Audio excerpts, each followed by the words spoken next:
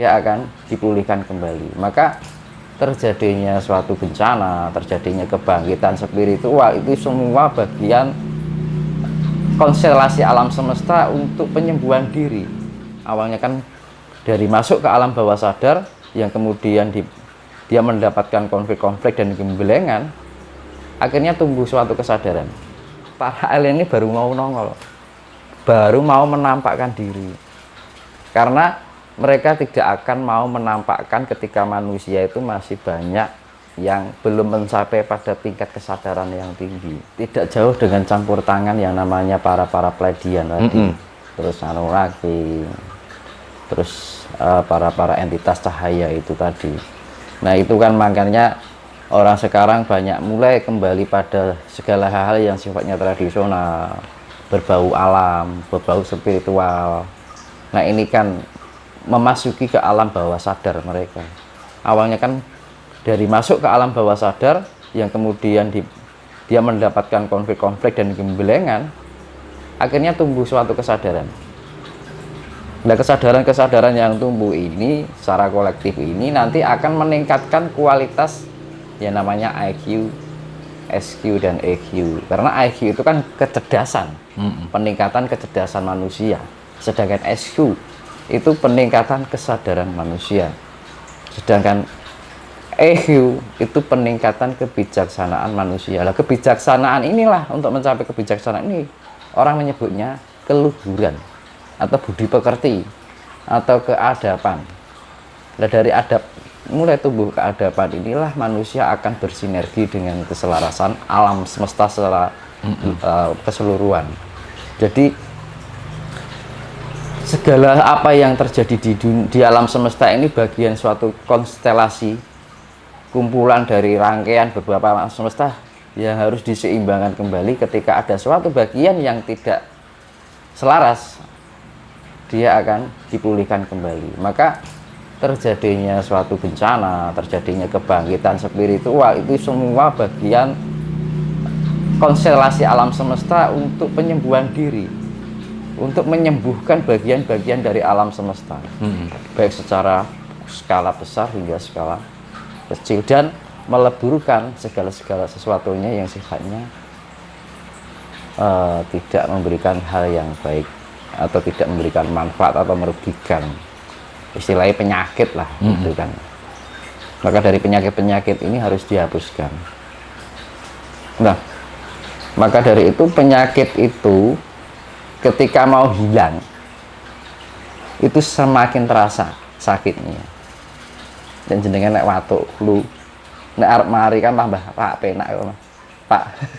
Ada puncaknya, mungkin puncaknya. Iya. Nah, di situ. Nah, tanpa rasa sakit yang semakin terasa itu, atau penyakit-penyakit yang semakin beroperasi di dalam tubuh alam semesta ini, dia semakin mengalami yang namanya pembasmian. Oke. Yaitu tadi tanda-tandanya secara istilahnya buat parameternya atau mengindikasikan bahwa ketika sesuatu yang sifatnya penyakit ini tuh semakin terasa di dalam diri kita, itu tandanya itu mau sembuh, kan gitu. Oke. Kalau bicara masalah sakit ya, kalau dikaitkan mungkin seperti kerusakan alam yang terjadi sekarang itu, kalau menurut Mas Dinus, apakah itu juga pengaruh daripada kerusakan spiritual manusia? Terus kira-kira bagaimana cara menyembuhkan keduanya itu sekaligus?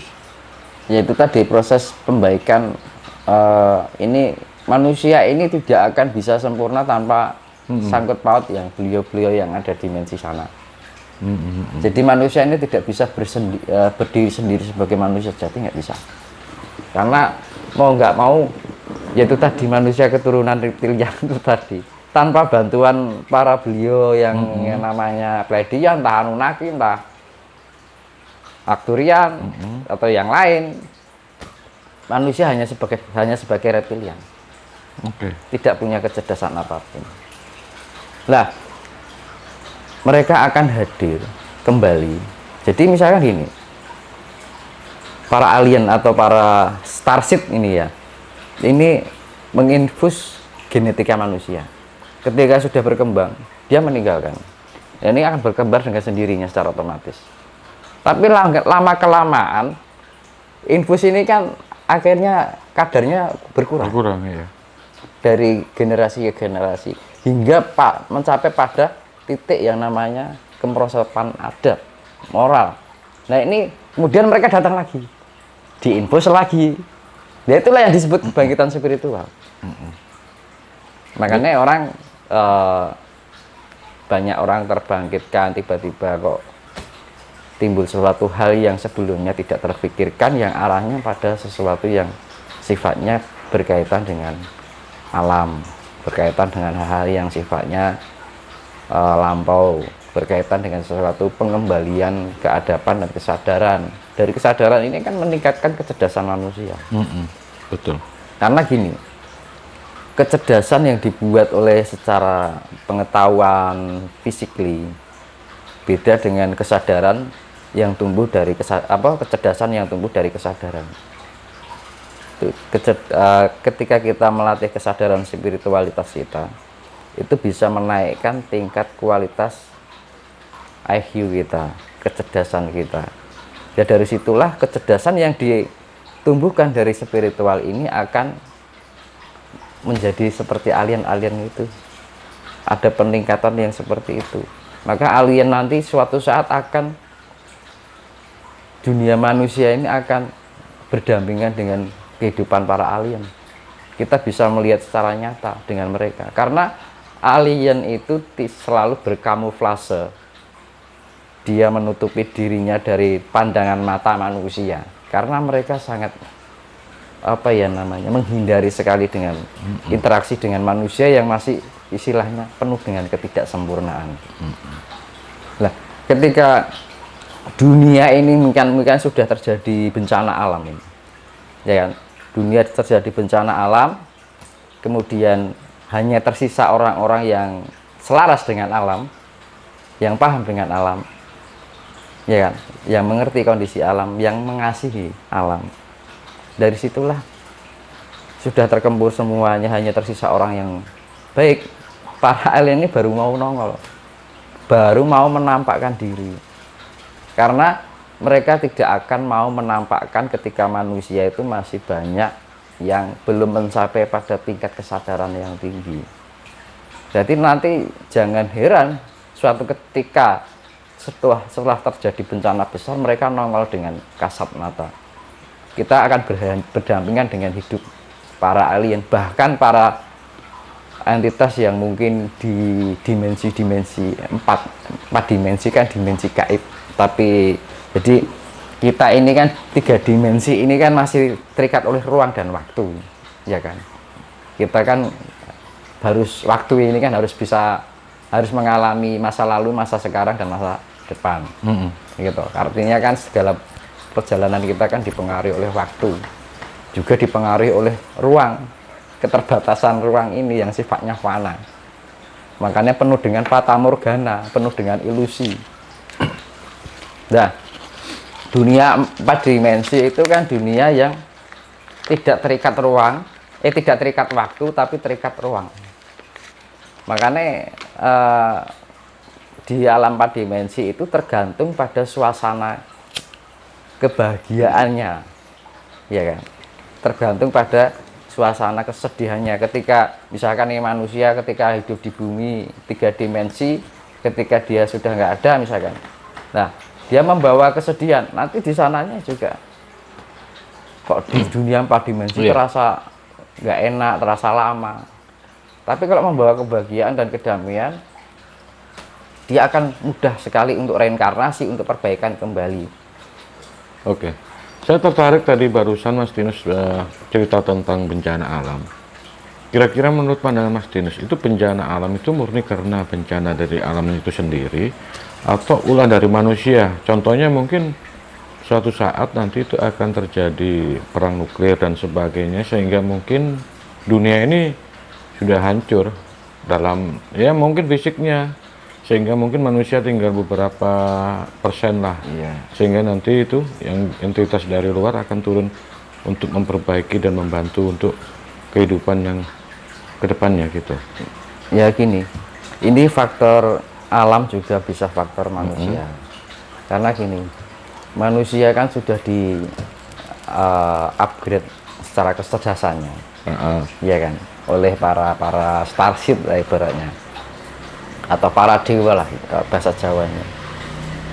Nah, mereka akhirnya diwarisi kecerdasan, ya kan, kecerdasannya diwarisi secara fisiknya loh. Akhirnya orang itu bisa mempunyai teknologi, tetapi kesadarannya kosong, iya kan, dia hanya fokus nih kecerdasan membuat teknologi, akhirnya liar. Kecerdasan yang liar ini yang akan menghancurkan bumi ini. Sekarang perang nuklir itu kan yang mengendalikan kan mesti pemimpinnya, ya kan, otak dari pemimpinnya itu sendiri. Dan itu juga faktor yaitu tadi lunturnya keadaban manusia itu sudah hilang. Makanya kan akhirnya kan sudah dibekali kecerdasan, akhirnya kembali secara fisiknya itu, jadi jiwanya itu sudah secara otaknya, secara apa ya, intelektualnya itu sudah diwarisi ini dari turun temurun, ini sudah diwarisi dengan berbagai teknologi, tapi ya itu tadi liar, secara jiwanya itu liar seperti hewani. Ya makanya kan banyak kasus sekarang dari pemerintahan, ya kan, dikuasai oleh, ya saya tidak menghina ya, karena itu fakta. Tidak, kekuasaan ini telah dihancurkan atau dikuasai oleh para penguasa yang elit global lah, ya. Iya, itu kan kepandaian, tetapi secara otaknya pandai, tetapi mereka orang-orang yang sudah kembali pada sifat aslinya sebagai hewan. Karena sifat tidak menutup kemungkinan sifat manusia itu yang sebenarnya itu hewan. Nah, makanya kan tanpa ada campur tangan para starship ini, para dewa ini, manusia hanya sebatas hewan saja. Iya. Kita tahu fenomena akhir-akhir ini kan yang katanya para ahli bahwa kita itu sekarang kan masuk kemarau basah. Kita itu kalau orang Jawa ngomongnya udan salamongso. Dan salamongso. Iya. Kalau orang Jawa bilangnya begitu. Nah, ketika mungkin ini dikaitkan dengan para elit global yang dulu katanya konon itu memang mau mengacaukan cuaca di dunia, mungkin nanti akan mempengaruhi hasil pertanian yang tentunya nanti pengaruhnya ke masalah pangan. Kita juga tahu beberapa tokoh besar, tokoh kaya, konglomerat di luar negeri itu sudah mulai memborong tanah untuk menanami gandum dan sebagainya, sebagai istilahnya apa ya, untuk logistik mereka, persiapan. Kalau menurut pandangan Mas Tinus, kira-kira apakah juga seperti sekarang keadaan cuaca dan sebagainya ini mungkin ada kaitannya dengan ulah-ulah mereka itu? Sekarang ini, kalau itu perilaku elit global bisa mengendalikan alam, sedangkan mereka kok kena bencana sendiri, ya kan, tidak bisa menanggulangi. Contohnya misalkan Amerika, Los Angeles, ya kan, itu ada nyatanya nggak bisa menanggulangi juga, ya kan. Lah, faktor alam ini kan pengaruh dari pembangunan infrastruktur, gedung-gedung, ya kan. Terus segala fasilitas alam ini telah dirampas oleh manusia, itu kan otomatis mempengaruhi iklim, perubahan kosmik. Secara iklimnya, lingkungannya itu kan terjadi banyak pencemaran, orang sudah tidak menjaga lagi kualitas, jadi yang dulunya hutan menjadi bangunan, menjadi perkotaan. Ini kan mempengaruhi panasnya alam semesta. Lah gini, karena hujan ini kan pengaruh pada kualitas lapisan ozon gitu. Karena pertumbuhan secara apa ya namanya, pertumbuhan dari tumbuhan itu kan mulai berkurang, itu bisa mengurangi kualitas oksigen atau O2. Nah, kualitas O2 ini yang telah berkurang ini akan mengurangi kualitas O3, karena O3 itu kepadatan dari O2. Nah, O3 ini adalah ozon yang melindungi bumi ini. Lah kalau ke kondisi atmosfernya rendah, kondisi oksigennya rendah, O2-nya rendah, otomatis ozonnya juga rendah, O3-nya. Nah, ini otomatis sinar ultraviolet apa sinar dari matahari ini kan menembus, semakin mengena pada permukaan bumi. Nah, ini pengaruh pada iklim nantinya, pemanas global warming. Jadi elit global itu kan untuk menutupi kesalahan, biar tidak apa yang dilakukan itu suatu kesalahan, berarti menunjukkan kebolehan, hanya untuk menakut-nakuti saja. Pada kenyataannya mereka tidak bisa mampu mengendalikan bencana. Saya jamin, kalau orang yang merasa mengendalikan bumi ini, mereka nanti akan kena duluan oleh bencana, karena merasa sombong dengan alam ini. Siapapun yang merasa sombong dengan alam, mereka akan kena duluan.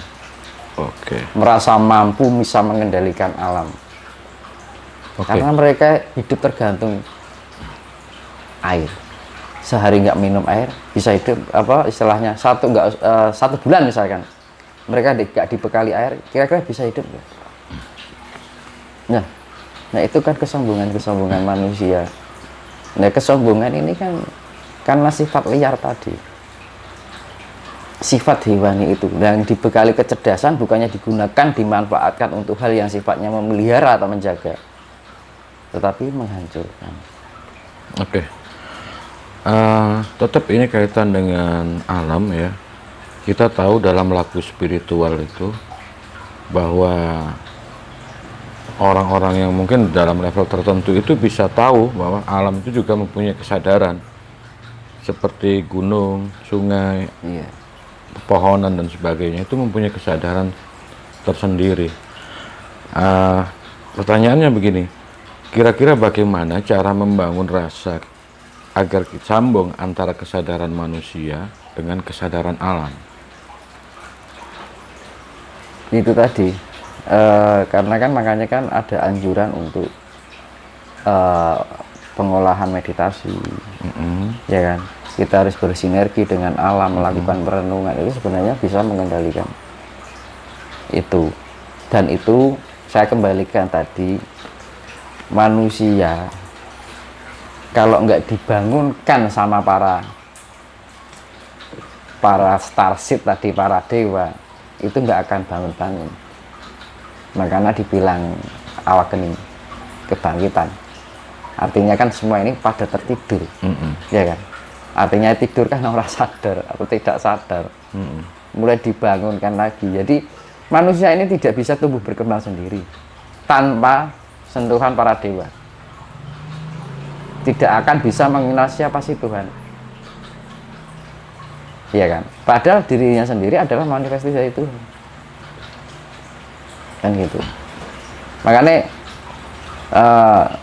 terjadilah sifat-sifat liar ini yang menghancurkan alam semesta ini, bumi ini, kan gitu kan. Karena apa? Memang manusia kan dibekali ketidaksempurnaan, maka perlunya disempurnakan lagi. Nggak ada manusia yang sempurna. Ya memang benar. Karena manusia itu tadi nggak bisa berdiri sendiri, nggak bisa berkembang sendiri tanpa bantuan-bantuan itu. Maka jalan satu-satunya kita harus ada pendekatan dengan para beliau-beliau, para dewa. Gitu. Kita harus bisa mengerti asal usul kita, kesadaran, melalui kesadaran kita memahami diri kita, kembali ke dalam diri kita. Ketika kita memahami diri kita ke dalam, sesungguhnya kita sedang memahami alam semesta. Ya, kita bisa merangkul diri kita, sebenarnya kita merangkul alam semesta. Kalau kita merangkul alam semesta kesulitan. Tetapi dengan perwakilan tubuh kita, diri kita, itu menggambarkan alam semesta itu sendiri. Maka harus ada kesatuan dari 4 anasir semesta yang ada di dalam diri kita. Makanya sedulur papat kali mau pancer, itu kan 4 sifat hewani, 1 sifat Tuhan. Makanya kan manusia kan ada disimbolkan Pandawa dan disimbolkan hewan. Misalkan Puntadewa atau Yudhistira kan simbol cahaya atau simbol Tuhan itu sendiri, maka disebutlah getih putih, ya kan. Sedangkan Bima itu titisan Bathara Bayu, itu simbol angin dan disimbolkan sifat hewanya adalah monyet, rasa kepemilikan. Kalau liar, monyet kan sifatnya liar, dia rasanya kan serakah sifatnya, rasa kepemilikan, keakuan itu loh, kepemilikan itu loh, itu, nah itu kan merasa mempunyai gitu loh, itu serakah lah sifatnya. Monyet kan sifatnya serakah ya. Suka mengambil barang orang, suka usil kan gitu kan. Terus Arjuna itu titisan Bathara Indra, dewanya air, ya kan. Lah air itu disimbolkan ular, simbol nafsu, keinginan, hasrat, karsa. Manusia selalu mempunyai keinginan. Jika keinginan ini tidak dikontrol, maka akan menjadi liar. Keinginan satu tercupik, ingin lagi. Keinginan satu lagi, seperti perkembangan teknologi ini yang liar. Muncul HP, muncul apalagi teknologi AI, ya kan? Terus naik lagi apa? Itu liar. Tidak membatasi segala kecerdasan yang dia miliki. Makanya kan ini keberadaan ini untuk mengontrol ini. Apa? Keberadaan ini itu untuk mengontrol ini. Kan gitu. Makanya perlunya kesadaran. Nah, dari situ kan mulai terbangun keadapan.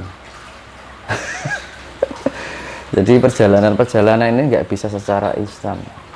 Kalau boleh saya ambil kesimpulan dari penjelasannya Mas Dinus, bahwa semakin tinggi tingkat kesadaran seseorang, semakin tinggi tingkat spiritual seseorang, tentunya dia akan lebih menghormati alam semesta.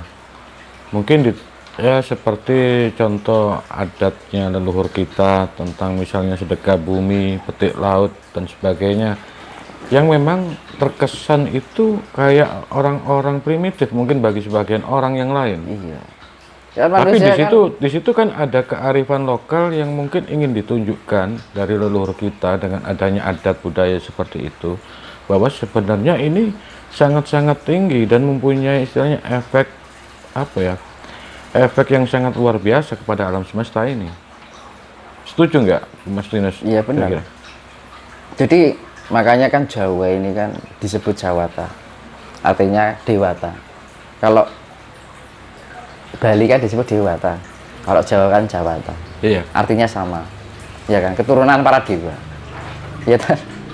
Iya kan? Sebenarnya kan keberadaan manusia yang sifatnya hewani yang diturunkan keturunan para dewa yang diinfus dengan kecerdasan, kesadaran dan kebijaksanaan ini akhirnya mulai berkembang yang namanya peradaban. Puncak hingga mencapai pada puncak peradaban. Ya saya kembalikan tadi sifat-sifat tadi. Sifat asli manusia kan 4 secara fisiknya kan gitu kan. Terus yang tadi habis Arjuna itu kan Nakula, ya kan. Nakula itu titisan Bathara Aswan. Nah itu kan simbol elemennya adalah air, api. Dan simbol api itu elemen api itu disimbolkan hewannya adalah banteng. Yaitu kan sifat angkara atau kemarahan. Makanya kan sifat emosi kemarahan manusia yang liar ini kan bisa contohnya terjadi seperti kayak peperangan, ya kan, saling menyakiti, saling akhirnya suatu sifat yang liar. Kalau amarah, kalau liar kan akhirnya kehilangan akal sehatnya. Nah, akhirnya kembali sifat dewan lagi. Terus Oke. yang kalau di sifat Pandawa yang terakhir kan Sadewa. Sadewa itu titisan Bathara Aswin. Nah, itu menyimbolkan sifat bumi. Iya kan? Sifat tanah. Nah, tanah itu disimbolkan hewannya adalah harimau. Nah, harimau itu kan simbol dari keegoan, keakuan. Lah, manusia kan kalau liar kan timbul keegoan, keakuan, akhirnya menguasai, merasa paling benar. Ya kan? Merasa manusia itu paling hebat hingga sampai pada yang merasa menjadi Tuhan. Iya. Seakan-akan semua bumi itu dikuasai. Nah, mereka kehilangan kesadaran. Mereka nggak tahu diri bahwa mereka itu hanya sebuah hewan. Ya, gitu. Karena pada kenyataannya seperti itu. Iya. Mau menyelak silakan. Nah, itu kenyataannya seperti itu. Manusia itu adalah bawaan secara fisik adalah hewan.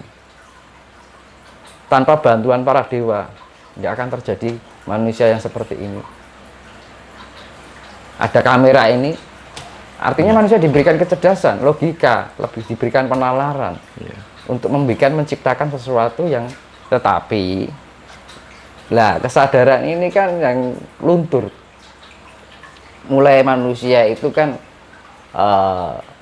meninggalkan apa namanya keadaban, kemoralan. Makanya kan zaman Mataram kuno, kehidupan itu kan harmoni, selaras, gemah ripah antar manusia itu, hubungan manusia itu baik, ramah tamah. Jadi sifat-sifat yang santun itu masih terjaga, sifat-sifat kepedulian antar sesama itu masih terjaga. Nah, sekarang apa yang terjadi? Semau gue kan, ibaratnya kan itu. Nah itu, nah mau gimana lagi? Dan keadaan dunia bahkan negara ini juga dikuasai oleh generasi reptilian, bukan generasi para dewa.